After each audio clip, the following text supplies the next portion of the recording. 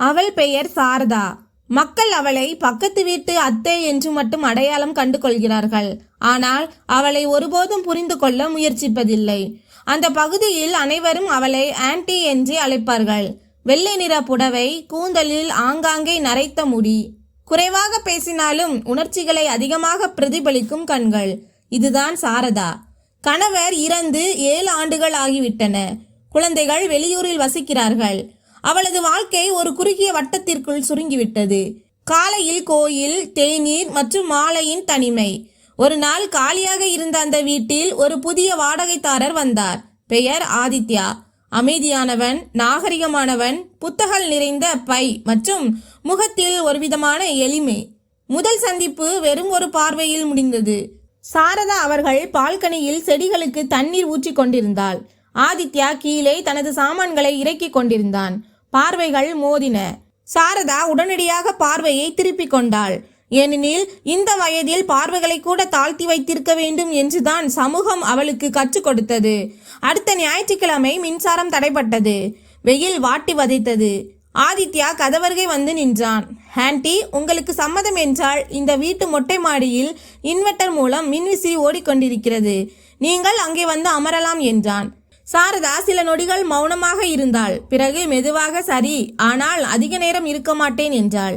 மாடியில் அவர்கள் காதலை பற்றி பேசவில்லை, நெருக்கமும் இல்லை. அவர்கள் புத்தகங்கள், பழைய பாடல்கள் மற்றும் இருவருமே நன்கு அறிந்த அந்த தனிமையை பற்றி பேசினார்கள். சாரதா பல ஆண்டுகளுக்கு பிறகு முதல் முறையாக வாய் விட்டு சிரித்தாள். சிரித்துவிட்டு அவளே பயந்து போனாள். நான் ஏன் இப்படி சிரிக்கிறேன் என்று நினைத்தாள். அன்று இரவு தன் அறைக்கு வந்து கண்ணாடியில் தன்னை பார்த்தாள். சாரதா, மக்கள் என்ன சொல்வார்கள், நீ ஒரு ஆன்டி என்று தனக்குத்தானே சொல்லிக் கொண்டாள். கண்களில் இருந்து கண்ணீர் வழிந்தது. மறுநாள் காலை சாரதா சற்று சீக்கிரமே எழுந்து விட்டாள். சமையலறையில் டீ வைத்து கொண்டிருக்கும் போது நேற்றிரவு பேசிக் கொண்டிருந்த விஷயங்கள் மீண்டும் மீண்டும் நினைவுக்கு வந்தன. இத்தனை ஆண்டுகளுக்கு பிறகு யாரோ ஒருவர் என்னை தரம் பிரிக்காமல் என் பேச்சை கேட்டார் என்று அவள் நினைத்தாள். பிறகு அவளை தன்னை தடுத்து கொண்டாள். சாரதா, அதிகமாக யோசிக்காதே. இப்போது ஆதித்யாவை தினமும் பார்க்க முடிந்தது.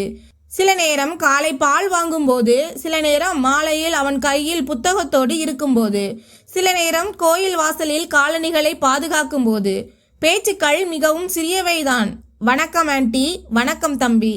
ஆனால் அந்த சொற்களில் இப்போது அந்நியத்தன்மை இல்லை.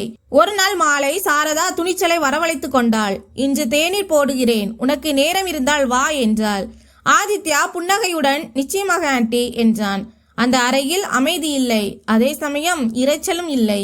தேநீரின் நீராவியும் பழைய ரேடியோவின் பாடலும் எங்கோ தூரத்தில் கேட்டது. சாரதா அத்தைக்கும் ஆதித்யாவுக்கும் இடையே ஒரு அழகான நட்பு உருவாகிறது.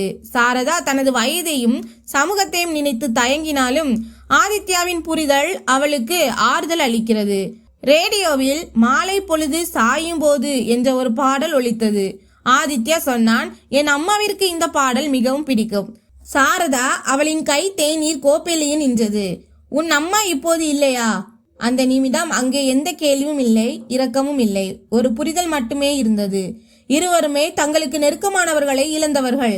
சாரதா மெதுவாக சொன்னால், வலியை பகிர்வதால் அது குறைந்து விடாது, ஆனால் அதை தாங்கும் சக்தி கிடைக்கும்.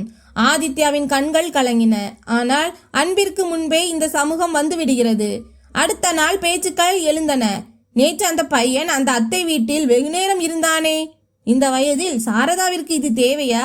சாரதா இதை கேட்டதும் இதயம் நடுங்கியது. அடுத்த சில நாட்கள் அவள் தேநீருக்கு அழைக்கவில்லை. மொட்டை மாடிக்கு செல்வதையும் நிறுத்திவிட்டாள்.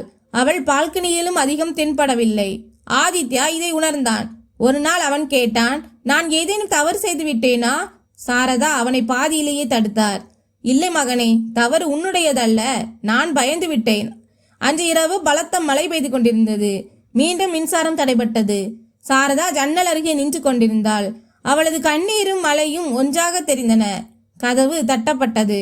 ஆதித்யா குடையுடன் நின்றிருந்தான். நான் இங்கிருப்பது எந்த ஒரு தவறான உறவிற்காகவும் அல்ல, உங்கள் மீது எனக்கு இருக்கும் மரியாதையால் தான் என்று சொல்லிவிட்டு அவன் சென்று விட்டான். கதவை மூடிவிட்டு சாரதா விம்மி விம்மி அழுதாள். ஒவ்வொரு நிம்மதியும் எனக்கு ஒரு பாவமா என்று அவள் தவித்தாள். உறவு தவறாக இல்லாத போதும் உலகம் அதை தவறாக பார்க்கும் போது மனிதன் தனக்குத்தானே சண்டையிடத் தொடங்குகிறான். அன்று சாரதா பால்கனி கதவை திறக்கவில்லை. துளசி செடி காய்ந்து கொண்டிருந்தது. அவளது மனமோ அதைவிட அதிகமாக வாடியிருந்தது. இனி யாரிடமும் எதையும் எதிர்பார்க்க மாட்டேன் என்று தனக்குத்தானே சொல்லிக் கொண்டாள். மதிய வேளையில் பக்கத்து வீட்டில் இருந்து சத்தம் கேட்டது. ஆதித்யாவிற்கு உடல்நிலை மிகவும் மோசமாக இருந்தது. சாரதாவின் இதயம் பலமாக துடித்தது. அவளது கால்கள் தானாகவே அவன் வீட்டை நோக்கி நடந்தன. ஆதித்யா படுக்கையில் கிடந்தான். கடுமையான காய்ச்சல், சோர்ந்த கண்கள். சாரதா அவனுக்கு தண்ணீர் கொடுத்தாள். நீங்கள் ஏன் வந்தீர்கள் என்று ஆதித்யா மெதுவாக கேட்டான். சாரதாவின் குரல் நடுங்கியது. ஏனென்றால் நீ என் சொந்தக்காரனை போன்றவன். சிறிது நேரத்திற்கு பிறகு ஆதித்யா பேசத் தொடங்கினான். எனக்கு திருமணமாகி இருந்தது. ஆனால் வாழ்க்கை எங்களுக்கு அதிக நேரத்தை கொடுக்கவில்லை. ஒரு விபத்து, அடுத்த நிமிடம் எல்லாம் முடிந்துவிட்டது என்பதை அவன் விவரித்தான். அதன் பிறகு தன்னைத்தானே தேற்றிக்கொண்டு உயிர் வாழ்வதற்கான போராட்டத்தை சொன்னான். ஆண்களுக்கு வலிப்பதில்லை என்று மக்கள் சொல்கிறார்கள் என்று சொல்லும் போதே அவன் கண்களில் இருந்து கண்ணீர் வழிந்தது. சாரதா மௌனமாக இருக்கவில்லை. என் கணவர் அதிகம் பேச மாட்டார். ஆனால் இறப்பதற்கு முன் ஒரு விஷயத்தை சொன்னார். மீண்டும் வாழ்க்கை உன்னை பார்த்து புன்னகைக்க ஒரு வாய்ப்பு கொடுத்தால் அதை ஒருபோதும் தள்ளிவிடாதே. இதை சொல்லும் போதே அவளது குரல் உடைந்தது. அப்போது வெளியிலிருந்து சத்தம் கேட்டது. பாருங்கள், அந்த அத்தை அவன் வீட்டிற்குள் போயிருக்கிறாள். சாரதாவின் கை நடுங்கியது. அதுதான் அந்த பயம், சமூகமும் தனி மனித உணர்வுகளும். சாரதா அத்தை தனது கணவரின் இறுதி ஆசையை நினைவு கூறுகிறாள். ஆதித்யாவின் துயரம் அவளுக்கு தனது துயரத்தை போலவே தெரிகிறது. ஆனால் இவர்களின் மனிதாபிமானத்தை இந்த சமூகம் தவறாக சித்தரிக்கிறது. ஆதித்யா சொன்னான், என்னால் உங்கள் கௌரவத்திற்கு பாதிப்பு என்றால். சாரதா அவர்கள் முதல் முறையாக அவன் கண்களை நேருக்கு நேர் பார்த்து சொன்னால், கௌரவம் என்பது ஒரு மனிதன் தவறு செய்யும் போதுதான் போகும், உண்மையை பேசுவதால் அல்ல. அன்று இரவு இருவரும் ஒரு முடிவுக்கு வந்தனர். சிறிது காலம் ஒருவருக்கொருவர் இடைவெளி விடுவது என்று. ஏனெனில் ஒரு உறவை உருவாக்குவது எளிது, ஆனால் அதை தக்க வைப்பது கடினம். ஆதித்யா வீட்டை மாற்ற முடிவு செய்தான். சாமான்கள் கட்டப்பட்டன. சாரதா வாசலுக்கு வெளியே மௌனமாக நின்றிருந்தாள். ஆதித்யா சொன்னான், ஒருவேளை நான் உங்களுக்கு பக்கத்து வீட்டுக்காரனாக இல்லாமல் இருந்திருக்கலாம். சாரதா ஏதும் பேசவில்லை. ஆனால் முதல் முறையாக அவளது கண்ணீர் நிற்கவே இல்லை. இரண்டு இதயங்கள் சரியாக இருந்து காலம் தவறாக அமையும் போது கதை அங்கே நிற்கிறது அல்லது அங்கிருந்தே தொடங்குகிறது. அதிகாலையில் ஆதித்யாவின் சாமான்கள் கொண்டு செல்லப்பட்டன. வீட்டில் அமைதியும் சுவர்களில் ஒருவிதமான சோகமும் நிலவியது. சாரதா ஜன்னல் வழியாக பார்த்து கொண்டிருந்தாள். இன்றுதான் முதல் முறையாக அந்த பகுதி உண்மையிலேயே காலியாக இருப்பது போல அவளுக்கு தோன்றியது. நாட்கள் நகர்ந்தன. கோயிலுக்கு செல்வது, டீ போடுவது, ரேடியோ கேட்பது என எல்லாம் பழையபடி மாறியது. ஆனால் மனது மட்டும் மாறவில்லை.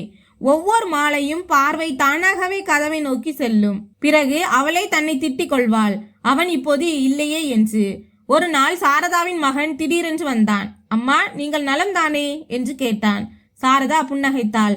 ஆம் மகனே, நலமாகத்தான் இருக்கிறேன். ஆனால் ஒரு தாயின் இதயம் தன் மகனிடம் பொய் சொல்லிக் கொண்டிருந்தது. மாலை நேரத்தில் மகன் கேட்டான், அம்மா, அக்கம் பக்கத்தில் ஏதோ பேசிக் கொள்கிறார்களே, நீங்களும் அந்த பையனும்? சாரதா மௌனமாக இருந்தாள். பிறகு மெதுவாக கேட்டாள், உன் தாய் தனக்காக ஒரு மகிழ்ச்சியை தேடிக்கொண்டால் அது தவறா? மகன் சில நொடிகள் மௌனமாக இருந்தான். சாரதா தனது முழு வாழ்க்கையையும் தனிமை, பயம் மற்றும் நீண்ட காலத்திற்கு பிறகு கிடைத்த அந்த நிம்மதி அனைத்தையும் மகன் முன் வைத்தாள். மகனின் கண்கள் கலங்கின. அவன் சொன்னான், அம்மா, அந்த மனிதர் உங்களுக்கு மரியாதை கொடுக்கிறார் என்றால் எனக்கு எந்த ஆட்சேபனையும் இல்லை. சாரதாவின் கண்களிலிருந்து கண்ணீர் வழிந்தது. பல ஆண்டுகளுக்கு பிறகு யாரோ ஒருவர் அவளது மகிழ்ச்சியை பற்றி பேசினார்கள். அன்று இரவே சாரதா ஆதித்யாவிற்கு போன் செய்தாள். சில ரிங்குகளுக்கு பிறகு, ஹலோ. சாரதாவின் குரல் நடுங்கியது. இன்னும் நீ எனக்காக காத்திருக்கிறாய் என்றால் நான் பயப்படுவதை விட்டுவிட்டு வர தயார். மறுமுனையில் விம்மல் சத்தம் கேட்டது. ஊர் மக்கள் கூடினார்கள். இந்த வயதில் இதெல்லாம் தேவையா என்றார்கள். 40 வயதில் இப்படி ஒரு காதலா என்றனர். சாரதா நேராக நிமிர்ந்து நின்றாள். முதல் முறையாக அவளுக்கு பயம் ஏற்படவில்லை. நான் எந்த பாவமும் செய்யவில்லை. நான் மீண்டும் வாழ்க்கையை உணரத் தொடங்கியிருக்கிறேன், அவ்வளவுதான் என்றாள். அந்த சபையே மௌனமானது. ஒரு பெண் சமூகத்திற்கு முன்னால் தனது நிம்மதியை தேர்ந்தெடுக்கும் போது அந்த கதை அவமானத்தை பற்றியதாக இல்லாமல் துணிச்சலை பற்றியதாக மாறுகிறது. இந்த உறவு இப்போது முழுமை பெறுமா? சாரதா முதல் முறையாக சமூகத்திற்கு முன்னால் தனது இதயத்தின் உண்மையை வைத்தாள்.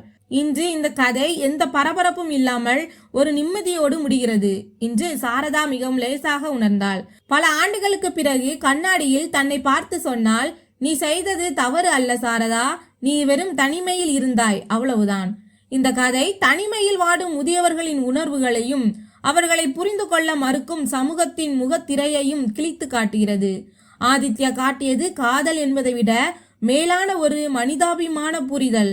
சாரதா அத்தை தனது மகனின் ஆதரவுடன் சமூகத்தை எதிர்கொண்டது ஒரு பெரிய மாற்றம். மதிய வேளையில் கதவு தட்டப்பட்டது. முன்னால் ஆதித்யா நின்றிருந்தான். அதே எளிமை, அதே அமைதியான பார்வை. உங்களை கேட்காமல் உள்ளே வர எனக்கு விருப்பம் இல்லை என்பது போல அவன் நின்றான். சாரதா அவள் புன்னகைத்தாள். இனி கேட்பதற்கு ஒன்றும் இல்லை என்றாள். இருவரும் நேருக்கு நேர் அமர்ந்தனர். அங்கே அவசரம் இல்லை என்ற வாக்குறுதிகளும் இல்லை. ஆதித்யா சொன்னான், எனக்கு எந்த ஒரு பெரிய கதையும் தேவையில்லை, அமைதியான ஒரு வாழ்க்கை இருந்தால் போதும். சாரதா பதில் சொன்னாள், எனக்கு மரியாதையான ஒரு வாழ்க்கை போதும். இருவரும் புரிந்து கொண்டனர், இதுதான் அவர்களுக்கான உறவு என்று. சாரதாவின் பிள்ளைகள் நேரில் வந்தனர். ஆதித்யா மரியாதையுடன் சொன்னான், நான் உங்கள் தாயின் கையை பற்றி கொள்வேன், ஆனால் அவரது சுதந்திரத்தை கட்டி போட மாட்டேன். மகன் தலையசைத்தான். எங்களுக்கு அம்மாவின் மகிழ்ச்சி தான் முக்கியம். எந்த ஒரு ஆடம்பரமும் இல்லை, ஆரவாரமும் இல்லை. கோவிலில் மிகவும் அமைதியான ஒரு திருமணம் நடந்தது. ஒரு சில சொந்தங்கள், சில துளி கண்ணீர், ஆனால் இதயம் முழுவதும் நிம்மதி. சாரதா அவர்கள் அதே வெள்ளை நிற சேலையே அணிந்திருந்தாள். ஏனெனில் இந்த திருமணம் மற்றவர்களுக்கு காட்டுவதற்காக அல்ல, அவர்களுக்காக வாழ்வதற்காக. அதே தெரு, அதே வீடு. ஆனால் இப்போது மாலையில் 2 கோப்பை தேநீர். மொட்டை மாடியில் பேச்சுக்களும் அந்த மௌனத்தில் ஒரு நெருக்கமும் நிறைந்திருந்தது. ஊர் மக்களின் பேச்சுக்கள் மெல்ல மெல்ல அடங்கின. ஒரு நாள் சாரதா சொன்னால், காதல் வயதை பார்ப்பதில்லை, இதயத்தை மட்டுமே பார்க்கிறது. ஆதித்யா அதற்கு பதில் சொன்னான், இதயம் எப்போது மரியாதையை பெறுகிறதோ அப்போது அதுவே வாழ்க்கையாக மாறிவிடுகிறது. ஒவ்வொரு பெண்ணுக்கும் 2 வாழ்க்கைக்கு உரிமை உண்டு. ஒன்று சமூகத்திற்காக, மற்றொன்று தனக்காக. அவள் அந்த 2வது வாழ்க்கையை தேர்ந்தெடுக்கும் போது அவள் தவறானவள் அல்ல, அவள் உண்மையாக உயிர் வாழ்கிறாள் என்று அர்த்தம். நண்பர்களே, சமூகம் என்ன சொல்லும் என்று அஞ்சாமல் ஒரு முதிர்ந்த வயதில் தனக்கான துணையை தேடிக்கொண்ட சாரதா அத்தையின் முடிவு துணிச்சலானது. காதலை விட ஒரு உறவில் மரியாதை எவ்வளவு முக்கியம் என்பதை ஆதித்யா உணர்த்துகிறான். பிள்ளைகள் தங்கள் தாயின் மகிழ்ச்சியை புரிந்து கொண்டது கதையின் மிகச்சிறந்த தருணம். இந்த கதை உங்களுக்கு பிடித்திருந்தால் லைக் செய்யுங்கள் மற்றும் நமது சேனலை சப்ஸ்கிரைப் செய்து கொள்ளுங்கள். நன்றி.